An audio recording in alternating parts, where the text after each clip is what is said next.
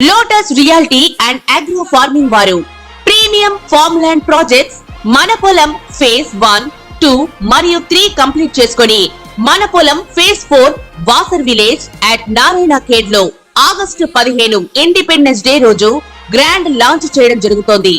Launching మరియు independence day సందర్భంగా 5 guntas land out rate లో బుక్ చేసుకున్న వారికి 1,50,000 రూపాయల డిస్కౌంట్ తో పాటు 2 గ్రాముల గోల్డ్ ఫ్రీగా ఇస్తున్నారు. పూర్తి వివరాలకు సంప్రదించండి.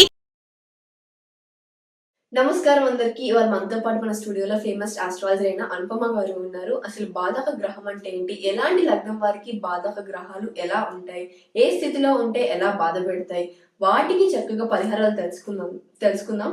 ఇంకెందుకు వీడియోలోకి వెళ్ళిపోదాం పదండి. నమస్తే మేడం. నమస్తే. Firstly hearty welcome to our channel. Thank you. So మీరెంత ఫేమస్ నాకు తెలుసు. ఆఫ్టర్ ఏ లాంగ్ గ్యాప్ మీరు ఈ మళ్ళీ మీడియా ముందుకు వచ్చారు. సో మీ ఫస్ట్ వీడియోస్ ఏవైతే పెట్టామో మనం క్యారెక్టరిస్టిక్స్ గురించి అండ్ వాళ్ళ పర్సనాలిటీస్ గురించి చాలా హ్యూజ్ రెస్పాన్స్ వచ్చింది. ఇప్పుడు చెప్పబోయే కంటెంట్ కూడా అంతే హ్యూజ్ రెస్పాన్స్ రావాలి, అంతే చాలా పాజిటివిటీని స్ప్రెడ్ చేసి చాలా బాగుండాలని కోరుకుంటూ ఇప్పుడు మనం వీడియోని వెళ్ళిపోతాం. Thank you so much ma'am. ఇప్పుడు చాలా మంది బాధక అనే ఒక గ్రహము మన రాశిలో ఉంటుంది, అది ఉంటే చాలా ఆబ్స్టికల్స్ వస్తాయి, అంటే మనం అనుకున్న పనులు ఏం జరగవు, అలా ఇలా అంటే మొత్తం ఇబ్బందులే ఉంటాయని చాలా మంది చెప్తూ ఉంటారు. అసలు ఏ గ్రహం వాళ్ళకి అంటే ఏ టైంలో లేకపోతే ఏ స్టేట్ లో ఉంటే బాధకాస్ కొంచెం ఎలా ఉంటుందని ఒకసారి వివరించండి. మనకి 12 లగ్నాలు ఉంటాయి కదా, 12 రాసులు, 12 లగ్నాలు. ప్రతి ఒక్క లగ్నానికి ఒక బాధక గ్రహం ఉంటుంది అనమాట.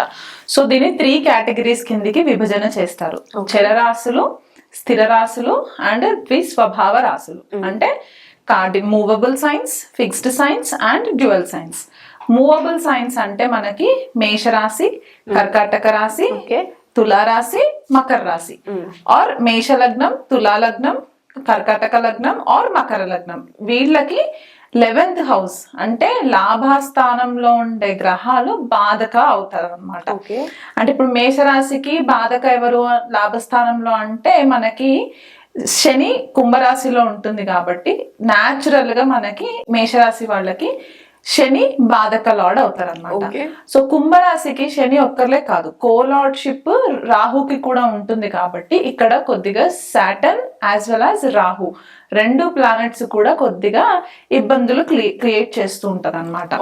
సో ఇప్పుడు అలా చూసుకుంటే అది చరరాశులకై. స్థిర రాశులకు వచ్చేసరికి వృషభ రాశి, సింహరాశి, వృశ్చిక రాశి అండ్ కుంభరాశి.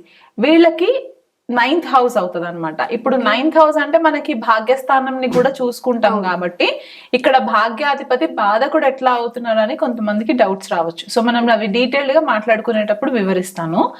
అండ్ ద్విస్వభావ రాశులు అంటే డ్యూయల్ సైన్స్ అనమాట. అంటే మిథున్ రాశి, కన్యా రాశి, ధనుసు రాశి అండ్ మీనరాశి. వీళ్ళకి 7వ స్థానము బాధక స్థానం అవుతుంది. అంటే ఇక్కడ 7వ స్థానం అంటే మనం దేని గురించి మాట్లాడుకుంటాము, పార్ట్నర్షిప్స్, రిలేషన్షిప్స్ లో భార్య కానీ భర్త కానీ ఇలాంటి ప్లేస్మెంట్ కాబట్టి వీళ్ళకి అలాంటి భావానికి సంబంధించి అలాంటి పర్సన్స్ తో సంబంధించి వీళ్ళకి కొద్దిగా బాధ ఆర్ ఆబ్స్టికల్స్ వస్తాయి. సో బాధక బేసిక్ నేచర్ ఏంటి అంటే ఒక సాఫీగా సాగే లైఫ్ లో ఒక సడన్ గా ఒక రోడ్ బ్లాక్ రావడము, లేకపోతే మనము డ్రైవ్ చేసుకుంటూ వెళ్ళిపోయేటప్పుడు ఒక స్పీడ్ బ్రేకర్ వచ్చినప్పుడు మనం కాసేపు ఆగుతాం కదా, ఆ speed breaker type of energy ఉంటుంది అనమాట. సో ఇది మనకి దీని ఎఫెక్ట్స్ ఎప్పుడు కనిపిస్తాయి అంటే దశ అంతర్దశలు వచ్చినప్పుడు, లేదా గోచారంలో కొన్నిసార్లు ఆ పర్టికులర్ గ్రహాలు ఫేవరబుల్ గా లేనప్పుడు అప్పుడు మనకి దీని ఎఫెక్ట్స్ కనబడుతూ ఉంటాయి అన్నమాట. సో మనం ఇప్పుడు ఏం చేద్దామంటే ఒక్కొక్క లగ్నానికి ఈ బాధక ఎలాంటి రిజల్ట్ ఇస్తుంది, ఏ హౌస్ లో ఉంటే ఎట్లాంటి రిజల్ట్ ఇస్తుందో మనం తెలుసుకుందాం. ఇప్పుడు కన్యరాశి వారికి బాధక గ్రహం ఏ స్థితిలో ఉంటే ఎలా ఉంటుందో ఒకసారి వివరించండి. కన్యా రాశి వాళ్ళకి బాధక గ్రహము గురువు అవుతారు అనమాట. ఎందుకంటే ద్విస్వభావ రాశి అని చెప్పేసి అనుకున్నాం కదా. సో కన్యా రాశి డ్యువల్ సైన్ అవుతుంది. సో 7వ బాధక స్థాన అధిపతి అవుతారు అనమాట గురువు. సో ఇక్కడ గురువు కనుక ఒకవేళ లగ్నంలో కన్యా రాశిలోనే ఉంటే ఎక్స్ట్రీమ్లీ క్రిటికల్ అయిపోవడము నాలెడ్జ్ వైజ్ గా. ఎందుకంటే మీనరాశి 7th హౌస్ అవుతుంది కాబట్టి సో ఇక్కడ ఎక్స్ట్రీమ్లీ క్రిటికల్ అయిపోవడము, లేకపోతే ఎదుటి వారిని కొద్దిగా విమర్శ విమర్శించినట్టు మాట్లాడడము. ఎందుకంటే కన్యారాశి వాళ్ళు బేసికల్ గా వాళ్ళకి విమర్శించే గుణం ఉంటుందన్నమాట, వాళ్ళ క్రిటికల్ నేచర్ ఉంటుంది. సో వీళ్ళు ఎదుటి వారిని వీళ్ళే చాలా జ్ఞాని అని చెప్పేసేసి ఒక ఈగో వచ్చేసేసి ఎదుటి వారిని విమర్శించడం జరిగే ఛాన్సెస్ ఉంటాయి. వాళ్ళ ఇంటెలిజెన్స్ రైట్ టైంకి సరిగ్గా పనిచేయకపోవడము ఇలాంటివి. అండ్ ప్రారబ్ధ కర్మ, ఇక్కడ గురువు గనక ఒకవేళ లగ్నంలోనే ఉంటే వీళ్ళ ప్రారబ్ధ కర్మ ఏంటి అంటే బేసికల్ గా గత జన్మలో వీళ్ళు గురువుకి సంబంధించిన కారకత్వాన్ని వీళ్ళు రెస్పెక్ట్ చేయలేదన్నమాట.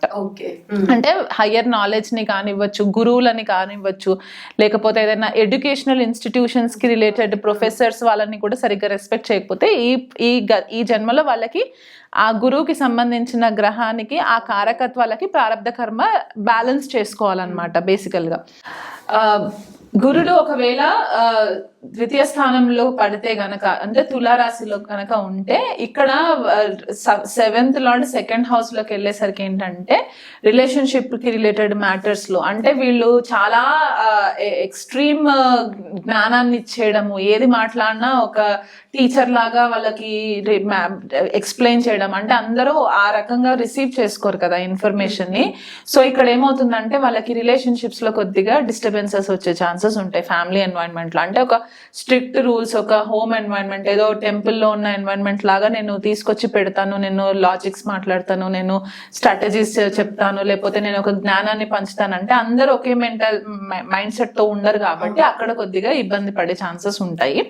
తృతీయ స్థానంకి వచ్చేసరికి వృశ్చిక రాశిలో పడుతుంది కాబట్టి ఇక్కడ మళ్ళీ స్పీచ్ కి సంబంధించి కొద్దిపాటిగా issues. 7th lord 3rd house లో పడడం అంటే కొన్నిసార్లు మనకి కాంబినేషన్స్ ఏం చెప్తాయంటే స్పౌస్ కూడా, అంటే భార్య కానీ భర్త కానీ దగ్గర సంబంధాలలో మ్యారేజ్ జరగడము. ఓకే, అంటే నైబర్స్ అవ్వచ్చు, కమ్యూనిటీలో ఉండొచ్చు, లేకపోతే దగ్గర సంబంధాలు జరిగే ఛాన్సెస్ ఉంటాయి. మ్యారేజ్ అయిన తర్వాత షార్ట్ డిస్టెన్స్ ట్రావెల్స్ వెళ్ళడానికి ఛాన్సెస్ ఉంటాయి. And at the same time వీళ్ళకి బాధ ఎక్కడ కలుగుతుందంటే కమ్యూనికేషన్ లో మళ్ళీ బాధ సేమ్. ఎందుకంటే 3rd హౌస్ కమ్యూనికేషన్, చాలా సీక్రెటివ్ కమ్యూనికేషన్ ఉంటుంది అనమాట వృశ్చిక రాశిలో, అందులో గురువు. అండ్ హయ్యర్ నాలెడ్జ్ కి, అంటే higher knowledge in the sense ఏదన్నా అకల్ట్ సబ్జెక్ట్స్ నేర్చుకోవడానికి, అంటే గుప్త విద్యలు నేర్చుకోవడానికి వీళ్ళకి బాధ కలిగించే సిచ్యువేషన్స్ కొద్దిగా వస్తూ ఉంటాయి అన్నమాట.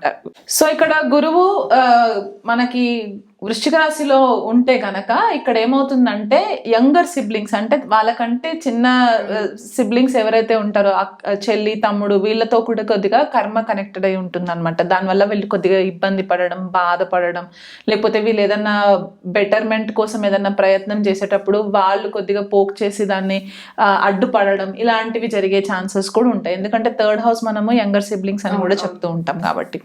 4th హౌస్కి వచ్చేసరికి ధనుసు రాశి అవుతుంది. అంటే సప్తమాధిపతి బాధకాధిపతి అయి 4th స్థానంలో ఉంటే జనరల్ గా కన్యారాశి వాళ్ళకి ఇది కేంద్రాధిపత్య దోషం అని చెప్పేసి చెప్తూ ఉంటారు. సో ఇక్కడ ఏమవుతుందంటే గురువుకి కొద్దిగా డిస్టర్బెన్సెస్ క్రియేట్ అవ్వడం అనమాట, హోమ్ ఎన్వైరన్మెంట్ కి సంబంధించి డిస్టర్బెన్సెస్. వీళ్ళు ఎందుకంటే ధనుసు రాశి జనరల్ గానే మనకి హైయర్ ఎడ్యుకేషన్ కి రిలేటెడ్ అనుకుంటాం కదా. సో వీళ్ళు ఏదైనా ఫర్దర్ గా నేర్చుకోవడానికి వెళ్ళడానికైనా సరే వీళ్ళకి కొద్దిపాటిగా ఇబ్బందులు పడడం, ఇవి మనము సహజంగా చూస్తూ ఉంటాం అన్నమాట. అండ్ ఇంకొకటి ఏం చెప్పుకోవచ్చు అని అంటే మనకి మదర్తో కూడా కొద్దిపాటిగా రిలేషన్ స్ట్రిక్ట్ గా ఉండడము. మదర్ స్పిరిచువల్ గా రిలీజియస్ గా ఉంటారు కానీ బట్ స్టిల్ ఆ మదర్ నేర్చుకున్న ఒక ధర్మాన్ని ఏదైతే ఫాలో అవుతుంటారో వీళ్ళపైన కొద్దిగా అది కండిషన్ చేసేసరికి వీళ్ళకి కొద్దిగా ఇరిటేషన్ లాగా రావడము, జ్ఞానాన్ని అస్తమానం నాకు జ్ఞానం పంచుతూ ఉంది నాకు అని చెప్పేసేసి ఇదొకటి కనిపిస్తూ ఉంటుంది అనమాట. అండ్ పంచమ స్థానంకి వచ్చేసరికి మకర రాశిలో గురువు నీచ పొందుతారు అనమాట. సో సప్తమాధిపతి పంచమ స్థానంలోకి వెళ్ళేసరికి ఇక్కడ నీచ పొందిన గురువుకి ఎథిక్స్ వాల్యూస్ కొద్దిగా తగ్గుముఖం పడతాయి అనమాట. ఆ మారల్స్ లేకుండా బిహేవ్ చేసేసరికి వీళ్ళకి ఏ పని చేసినా వీళ్ళకి పూర్వ పుణ్య ఫలం రాదనమాట. సో దానివల్ల వీళ్ళు ఎథికలీ మారలీ కొద్దిగా వీక్ అయిపోయి మెటీరియలిస్టిక్ సైడ్ ఎక్కువ, అంటే డబ్బు సంపాదించే ధోరణిలోనే ఉంటారే తప్ప వాళ్ళు అది ప్రాపర్ అంటే ధార్మికమైన పద్ధతిలో ఉన్నారా అనే ఒక ఆలోచన వీళ్ళకి రాదనమాట. సో దీనివల్ల వీళ్ళు ఇబ్బంది పాలు అవుతూ ఉంటారనమాట. రైట్ గైడెన్స్ దొరకదు. ఎందుకంటే గురువు నీచబడిపోయినారు అని అంటే ఆబ్వియస్ గా వీళ్ళ లైఫ్ లో ఒక మంచి గైడ్స్ దొరకకపోవడము, దానివల్ల వీళ్ళు ఇబ్బంది పాలు అవ్వడం, ఇలాంటివి జరిగే ఛాన్సెస్ ఉంటాయి. కొన్నిసార్లు ఏమవుతుందంటే డబ్బు నష్టపోయే ఛాన్సెస్ కూడా ఉంటూ ఉంటాయి. ఎందుకంటే ప్లానింగ్ లేకుండా డబ్బులు ఖర్చు పెట్టేయడము, వెల్త్ కి అంటే ధనార్జన చేసుకునే శక్తి ఉన్నా కూడా అది రైట్ వేస్ లో వెళ్లకుండా కొద్దిగా తప్పుదారిలోకి వెళ్ళేసరికి కూడా ఇబ్బంది పాలయ్యే ఛాన్సెస్ కనిపిస్తూ ఉంటుంది. అండ్ 6th హౌస్కి వచ్చేసరికి కుంభరాశి పడుతుంది. అంటే సప్తమాధిపతి షష్టంలో పడింది, అందులో కుంభరాశిలో పడింది అని అంటే కొద్దిపాటిగా ఇక్కడ వైఫ్ అండ్ హస్బెండ్ కి కొంచెము, ఒకవేళ వైఫ్ అయినా హస్బెండ్ అయినా వీళ్ళకి లీగల్ ఇష్యూస్ కి సంబంధించి ప్రాబ్లమ్స్ రావడము, వైఫ్ కాన్స్టెంట్ గా వీళ్ళని ఇబ్బంది పెడుతుంది అనే ఒక మైండ్ సెట్ లో ఉండడము, మేల్స్ అయినా సరే వైఫ్ ఇబ్బంది పెడుతుంది, ఫీమేల్ అయితే హస్బెండ్ తోటి. సో లిటిగేషన్స్, కోర్ట్ ఇష్యూస్ ఇట్లాంటివి కొద్దిగా మనకి కనిపిస్తాయి అనమాట. 7th lord gone in the 6th house, బాధక కాబట్టి. అండ్ 7th లార్డ్ 7th లోనే ఉంటే, గురువు 7th లోనే ఉంటే ఇక్కడ ఏమవుతుందంటే మళ్ళీ ఎక్కడైతే గురువు కూర్చొని ఉంటారో ఆ ప్లేస్ ని వృద్ధి చెందుతారు, కానీ అక్కడ ఆ ప్లేస్ ని అక్కడ దృష్టి ఉండదు. సో ఇక్కడ 7th హౌస్ లోకి వచ్చేసరికి ఏమవుతుందంటే మళ్ళీ రిలేషన్షిప్ లో కొద్దిగా హెచ్చు తగ్గులు కనిపిస్తూ ఉంటాయి అన్నమాట. ఎందుకంటే ఆ కన్యారాశి పర్సన్, కన్యా లగ్నం కానీ కన్యారాశి పర్సన్ క్రిటికల్ అయిపోతారు. ఈ 7వ స్థానంలో మీనరాశిలో గురువు ఉండేసరికి ఏంటంటే ఇక్కడ వీళ్ళకి ఇంట్లో స్పౌస్ దగ్గర ఉండకుండా ఎక్కడన్నా బయటికి వెళ్ళిపోయి ఐసోలేటెడ్ ప్లేసెస్, అంటే ఏకాంతంగా ఉండడానికి ఇష్టపడడం. ఎందుకంటే మీనరాశి ఏకాంతం అని చెప్పేసి చెప్తూ ఉంటాం, 12th హౌస్ కాబట్టి న్యాచురల్ గా. సో అక్కడ వీళ్ళు ఏదో తపస్సు చేసుకోవడానికి అనే నది ఒడ్డునకి వెళ్ళిపోవడము, లేకపోతే ఇంకేదో వేరే ఫారెన్ కంట్రీకి వెళ్ళిపోయి ఓషన్ దగ్గర కూర్చొని ఉండడము, ఇలాంటివి చేసేసరికి రిలేషన్షిప్ లో కొద్దిపాటిగా సెపరేటివ్ టెండెన్సీస్ కనబడుతూ ఉంటాయి. అదే ఇప్పుడు 8th హౌస్ లో ఒకవేళ బాధకాధిపతి 8th హౌస్ లో గనక ఉంటే మనకది మేషరాశి అవుతుంది కాబట్టి ఇది కొంచెము కేర్ఫుల్గా ఉండాల్సిన స్పాట్ అనమాట. ఎంత గురువు అష్టమంలో ఉన్నా సరే కొద్దిపాటిగా వీళ్ళకి ఏదన్నా అంటే మేజర్ యాక్సిడెంట్స్ ఏదన్నా జరగాలని ఒకవేళ ఉన్నా సరే అది కొంచెము చిన్న దాంట్లో వెళ్ళిపోతుంది అనమాట. అండ్ మేషరాశి తలకి సంబంధించింది కాబట్టి ఆ పర్టిక్యులర్ స్పాట్ కి సంబంధించి కొంచెం కేర్ఫుల్గా ఉండడము, గురువులతో కొద్దిగా డిస్టర్బెన్సెస్ రావడము, ఇట్లాంటివి కొంచెం కనిపించే ఛాన్సెస్ ఉంటాయి. అండ్ కోపం ఎక్కువ వచ్చే ఛాన్సెస్ ఉంటాయి. అండ్ కన్యా లగ్నానికి గురువు అష్టమ స్థానంలో పడి మేషరాశిలో ఉంటే గనక కూడా అదంత ఫేవరబుల్ రిజల్ట్స్ ఇవ్వదు అనమాట బేసికలీ.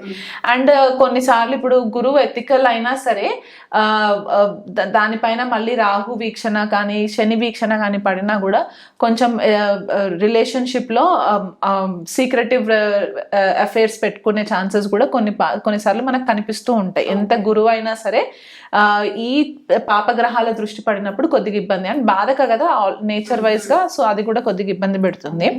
అదే భాగ్యస్థానంలోకి గనక గురువు వెళ్తే అంటే టారస్ లోకి వెళ్తే గనక ఇక్కడ ఫారెన్ కంట్రీకి వెళ్ళిన తర్వాత బాగా స్థిరపడము, కానీ అక్కడ ఫారెన్ కంట్రీలో ఇబ్బందులు పడడం, స్థిరపడతారు but at the same time ఇబ్బందులు కూడా పడతారు.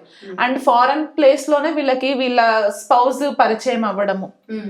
ఓకే, కానీ ఫ్రీక్వెంట్ గా వీళ్ళు ఏదైతే హయ్యర్ గా నేర్చుకోవాలి అంటే బ్యాచులర్స్ అయిపోయింది, మాస్టర్స్ కి వెళ్ళాలి, తర్వాత పిహెచ్డి లెవెల్ కి వెళ్ళాలి అన్నప్పుడు ఈ కన్యా లగ్నం కన్యా రాశి వాళ్ళ స్పౌస్ ఎవరైతే ఉంటారో వాళ్ళు బాధక లాగా క్రియేట్ అవుతారు అనమాట. అంటే వీళ్ళని ప్రోగ్రెస్ చేయడానికి అడ్డుపడుతూ ఉంటారు అనమాట. ఫోకస్ మొత్తం మా పైన పెట్టాలి, నువ్వు హైయర్ ఎడ్యుకేషన్ కి వెళ్ళిపోతే మా పైన ఎవరు ఫోకస్ పెడతారని చెప్పి ఈ క్లాష్ కాన్స్టెంట్ గా వాళ్ళకి అవుతూనే ఉంటుంది అనమాట.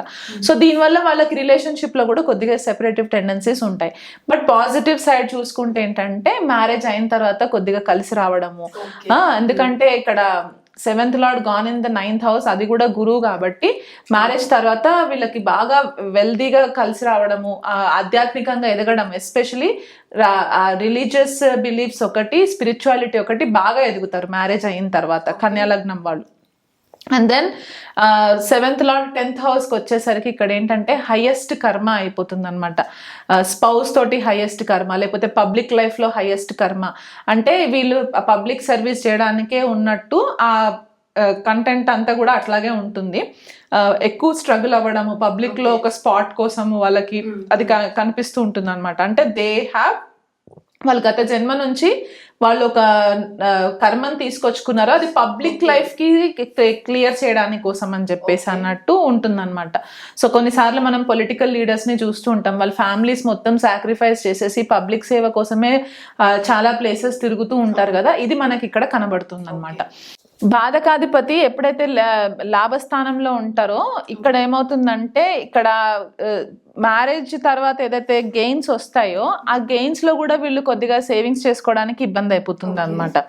అంటే కోరికలు ఎక్కువ అయిపోతూ ఉంటాయి, దానివల్ల టెక్నికలీ వాళ్ళకి చాలా ఇబ్బందులు అవ్వడం, అది మేనేజ్ చేసుకోకపోయేసరికి ఇబ్బందులు అవ్వడము, డిస్సాటిస్ఫాక్షన్ వచ్చేయడము, నేను ఎంత కష్టపడినా నాకు ఏది సరిగ్గా సెట్ అవ్వట్లేదు. ఎందుకంటే గురువు జ్ఞానాన్ని ఇచ్చే దానిలో ఉంటారే తప్ప ఇమీడియట్ గా ఫైనాన్షియల్ లిక్విడ్ క్యాష్ ఇచ్చేది మాత్రం శుక్రుడు అయిపోతారు. సో ఇక్కడ ఈ గురువు నాలెడ్జ్ ని ఇస్తూ ఉంటారు, కానీ ఆ నాలెడ్జ్ ని నేను వాడుకొని నా కోరికలు ఎట్లా క్లియర్ చేసుకోవాలనే ఆలోచన పాపం వీళ్ళకి ఎంత ప్రయత్నించినా ఏదో ఒక రకంగా అడ్డంకి వస్తూ ఉంటది అనమాట. అండ్ సప్తమాధిపతి విచ్ ఇస్ బాధకాధిపతి ఫర్ కన్యా లగ్న 12th house లోకి వెళ్తే, వ్యయస్థానంలోకి వెళ్తే ఏమవుతుందంటే స్పౌస్ నుంచి కొద్దిగా మెంటలీ ఇమోషనలీ దూరం ఉండడము, కొద్దిగా బెడ్ ప్లెజర్స్ లో కొద్దిగా డిస్సాటిస్ఫాక్షన్స్ రావడము, గురువు యాజ్ అగైన్ ఇంట్లో ఎక్కువ ఇష్టం ఉండకుండా ఎక్కువ బయట తిరగడానికి, అంటే తిరగడానికి ఇన్ ద సెన్స్ అది ఏదైనా రిలీజియస్ ఆస్పెక్ట్స్, ఒక రెస్పాన్సిబుల్ కెరియర్ కోసము బయటికి వెళ్ళడము, ఉన్న ప్లేస్ నుంచి ఇంకొక ప్లేస్ కి ట్రావెల్ అయ్యి ట్రాన్స్ఫర్స్ అయ్యి వెళ్ళడము, దాంతో స్పౌస్ తోటి కొద్దిగా డిస్కనెక్ట్ రావడము, ఇలాంటివి మనకి కనిపిస్తూ ఉంటాయి. ఇప్పుడు పరిహారాలు వివరించండి. గురువు బాధక అయినప్పుడు పరిహారాలు ఏముంటాయంటే, గురువు సంబంధితమైన వ్యక్తులు ఎవరైతే ఉంటారో అది మేల్ అవ్వచ్చు ఫీమేల్ అవ్వచ్చు, ఆడవాళ్ళైనా సరే పురుషులైనా సరే, వాళ్ళని దూషించే దానికంటే ముందు ఫస్ట్ వాళ్ళకి రెస్పెక్ట్ ఇవ్వడం నేర్చుకోవాలి. ఇది చాలా మంది చెయ్యరు, ఎందుకంటే మనకి జ్ఞానం ఎవరు పంచుతున్నా సరే, విజ్డమ్ ఎవరు నేర్పిస్తున్నా సరే, మనము గురువు కింది కన్సిడర్ చేయకపోయినా వాళ్ళు ఒక టీచర్ లాగే ఉంటారు కాబట్టి ఆ టీచర్ రూపంలో ఉన్న వాళ్ళకి రెస్పెక్ట్ ఇవ్వాలి first of all. And ethics తోటి లైఫ్ ని లీడ్ చేయడానికి ట్రై చేయాలి. ప్రజెంట్ మనం కలియుగంలో ఉన్నాం కాబట్టి ఎథిక్స్ అనేవి చాలా మందికి ఒక డిఫికల్ట్ టాస్క్ అయిపోతుంది. ఎథికల్ గా ఉండడం అంటే మనం ఉంటాము కానీ అవతల వ్యక్తి ఉండాలని గ్యారంటీ లేదు. సో మనం నమ్మే ధర్మాన్ని, మనం ఫాలో అయ్యే ఫిలాసఫీస్ ని మనము ఎథికల్ గా మనం ఉంటే దాన్ని బట్టి మనకి గైడెన్స్ వస్తుంది. ఈ గైడెన్స్ ఎక్కడి నుంచి వస్తుంది అంటే మనకి యూనివర్స్ నుంచే వస్తుంది ఆ గైడెన్స్. మనం నమ్మే ఈశ్వరుడి దగ్గర నుంచే, మీరు ఏ ఇష్ట దేవతనైనా మీరు నమ్మచ్చు, ఆ పర్టికులర్ దేవత నుంచే మీకు గైడెన్స్ వస్తుంది. గురువు బాధకాధిపతి అయినప్పుడు మనకి మేధా దక్షిణామూర్తి గారిని మనము పూజ చేసుకోవచ్చు, లేదా దత్తాత్రేయ స్వామిని మనము పూజ చేసుకోవచ్చు.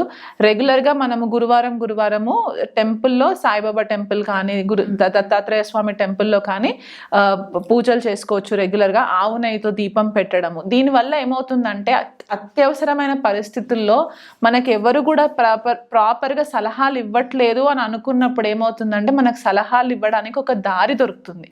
ఆ గైడెన్స్ చాలా ఇంపార్టెంట్. మనం అందరికీ గురువు అనే ఒక వ్యక్తి ఎలాంటి వారంటే మనలో ఉన్న ఒక అంధవిశ్వాసాన్ని తొలగించేసి ఒక లైట్ డైరెక్షన్ లోకి తీసుకెళ్లే వ్యక్తి కాబట్టి ఆ గైడెన్స్ మనకి ఏ రూపంలో ఎప్పుడు వస్తుందో తెలియదు. కాబట్టి ఈ పర్టిక్యులర్ ఎథిక్స్, మారల్స్ అనేది మనము స్ట్రిక్ట్ గా ఫాలో అవుతే, నైతిక విలువలు అని ఏదైతే చెప్తూ ఉంటారో అవి ఫాలో అవుతే మనకి గురువు బ్లెస్సింగ్స్ వస్తాయి అన్నమాట.